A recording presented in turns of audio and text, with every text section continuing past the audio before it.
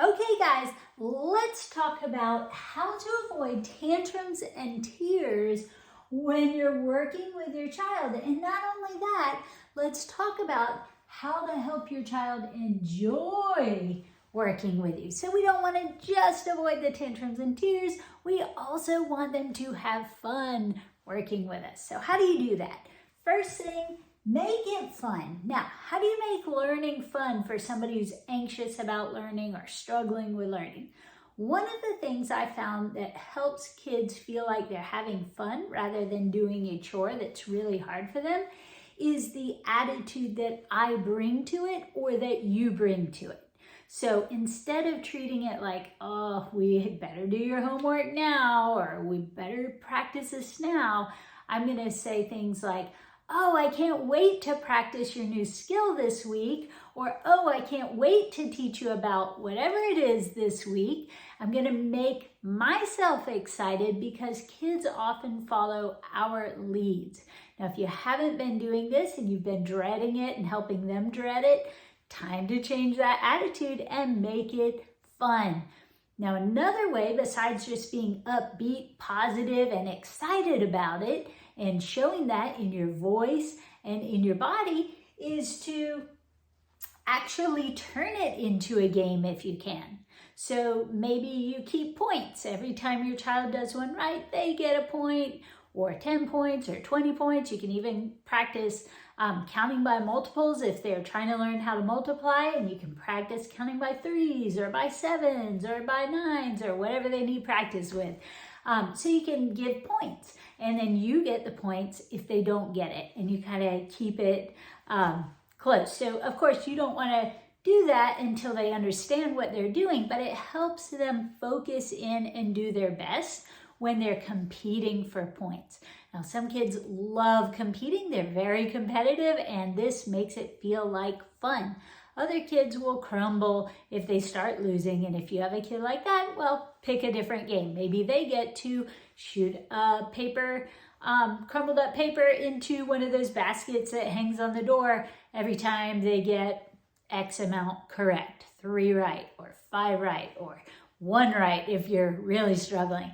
But just make it any kind of fun. Maybe it's you're playing Jenga or some kind of block building game, and every time, they do one, they get to place a block, and you play the game in between questions. Doesn't really matter as long as it feels fun to you guys. So make it fun. That's number 1. Number 2, explain and re-explain. So a lot of times tantrums and tears come up is because kids really don't know what they're doing. They feel frustrated, and they just get reduced to tears. They feel like you don't understand them and you're disappointed in them, and it just crushes their little sweet souls. So make sure that you are patient and that you're actually explaining how to do something, not just saying the answer, but explaining how to do it. Maybe you help them come up with a way to remember it too.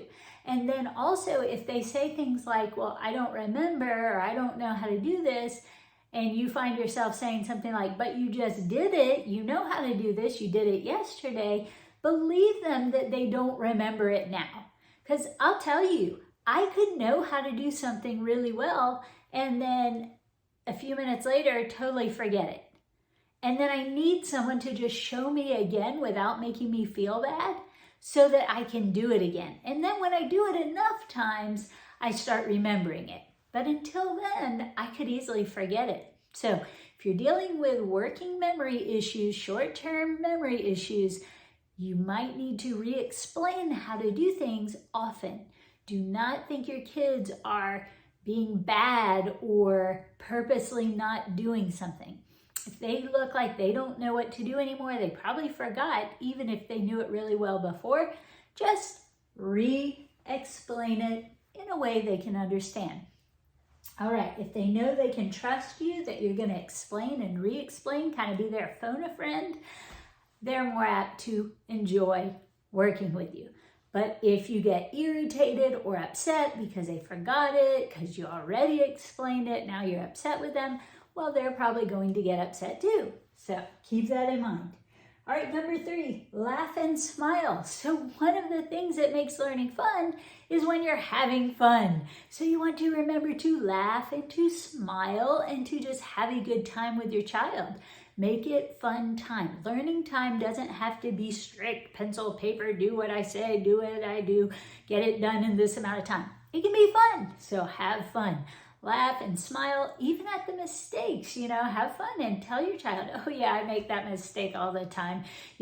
Maybe I forget stuff all the time, and just laugh about it. I often need reminders too. Help them feel happy as you're helping them. That's gonna go a long way to make them enjoy working with you.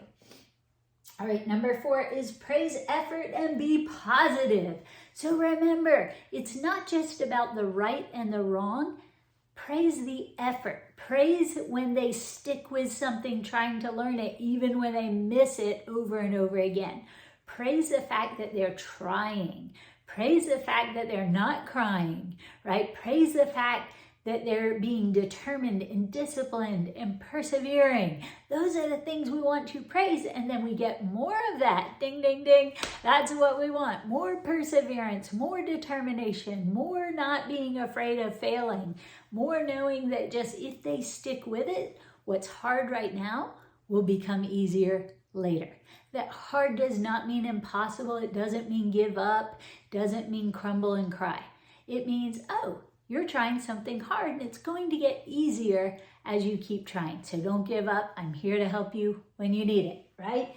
So praise effort and be positive. Even if they miss it, you can say, oh, that was such a good try. You were so close. You only forgot this one little step. Let me help you remember that step and we'll go through it together. Or don't forget this step. Try it again. See if you can get it this time. I love how you got all the rest of it last time. Now try it again. Let's see if you can get this part too, right? Be positive and praise effort. And then number 5, if you need to, offer a reward. Kids love to win prizes. They love to get to reach into a goodie box and get something out, even if they're worth like 50 cents or $1 each, right? You can get very cheap prizes and make your kids' day. It doesn't matter if it breaks 5 minutes later. They had fun with it for those 5 minutes. So if it's a little tiny thing of Play-Doh or Silly Putty, or maybe it's a glider plane, or maybe it's a little fake piece of jewelry. I don't know, whatever you can find for cheap, stick it in your treasure box and let them choose it. There are lots of little prizes. Search them up. I used to keep a treasure box when kids came to my house for tutoring. Now I do everything online, so I don't give out prizes. But when I did, kids loved it and they really looked forward to that prize at the end. So if they were ever on the edge of like, whatever, I could say, don't forget about the prize at the end, and they would shape right up and have a good time and keep learning.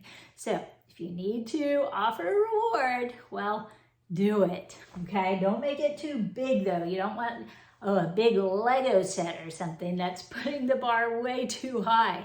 Keep with little tiny prizes. And a prize can also be you get to choose what's for dinner next Friday, or you get to have 10 minutes longer to play your favorite game, or mom or dad is going to play with you once you finish this, right? Rewards don't have to be things, they can be time. So whatever works best for you, if it's time, if it's a little trinket, do that. But these are 5 ways to help your kids enjoy working with you. And of course, the best way of all is just being patient, being kind, being supportive, right? So that your child knows they're safe with you. Because when a child knows they're safe learning with you, making mistakes with you, they're going to enjoy learning with you. But when a child feels less than or put down, or like they don't know what they should know, they feel like they're disappointing you or frustrating you, and they see it in your body. If you're at all frustrated, then they're not going to want to work with you. So really watch who you are with them, and then work on these things and really watch their attitudes change. When they know they can trust you, work with you, You're not going to get upset or frustrated. They're much more likely to enjoy working with you. But if for some reason you can't be that person, hire a professional, somebody who can be those things to your child so that they don't get traumatized as they try to learn. And keep in mind, if you have a very anxious child who is in tears when you're trying to do their work, it might be time to get a tutor. It might be time, they might be falling through the cracks and harboring a lot of trauma inside that they're experiencing maybe at school because they just don't know what everybody's doing and they're falling further and further behind. So keep that in mind. If your child's struggling with reading, they're in first, second, even kindergarten, if they're struggling with reading, if they're just not getting it, it's not too soon to get help.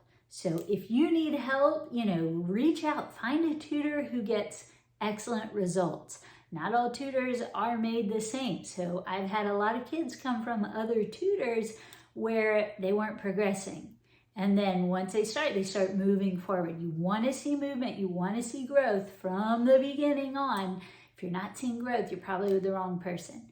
If you want to try it on your own, let's say your child can't read yet, you want to teach them how to read. Maybe they're in first grade, second grade, and they're really struggling. Well, look into our Black Belt reading program. It's a paid program, but it's worth every penny. I've videoed all the lessons for you so that all you have to do is watch them with your child or have your child watch them alone, then teach the trick and go through the packets that are provided, and your child will learn to read and spell if you do the work. If you learn the lessons, you'll see your child learning how to read and spell before your eyes. So if you need that, that's Black Belt Reading.